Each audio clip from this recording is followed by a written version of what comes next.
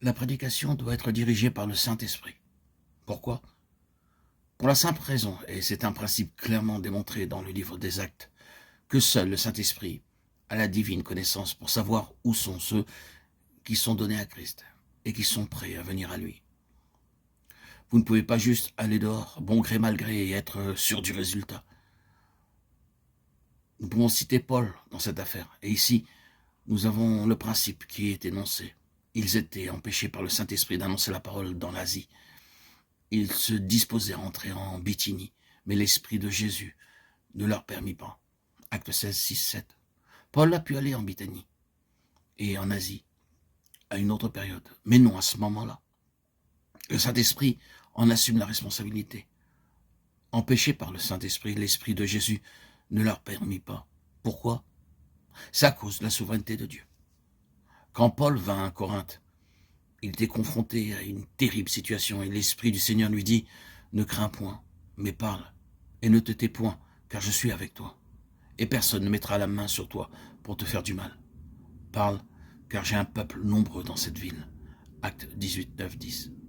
Voyez l'œuvre des conseils éternels et de la préconnaissance. Le livre des Actes est constitué sur ce principe. Nous y voyons un homme seul traversant un désert. Dieu dans le ciel l'a vu et sait qu'il est prêt pour l'évangile et envoie Philippe pour entrer en contact avec lui. L'Esprit dit à Philippe, avance et approche-toi de ce char. Et au verset 39, l'Esprit du Seigneur enleva Philippe. Philippe se trouva dans Azote, d'où il alla jusqu'à Césarée en évangélisant toutes les villes par lesquelles il passait, acte 8, 26, 40. Ensuite, dans Césarée, il y avait un homme priant. Il demandait évidemment que le Seigneur le conduise et lui montre sa volonté. Il vivait jusqu'à la pleine mesure de la lumière qu'il avait reçue. Mais il en voulait encore plus. Le Seigneur, dans le ciel, a remarqué cela. Le Seigneur dit à Pierre, qui était loin de Jopé, va et entre en contact avec cet homme qui est prêt. Acte 10. C'est la souveraineté de l'Esprit en relation avec le conseil éternel et la préconnaissance. L'aspect essentiel, c'est que le Saint-Esprit doit provoquer la proclamation et la gouverner, sans quoi il y aura beaucoup d'efforts inutiles et beaucoup de temps perdu.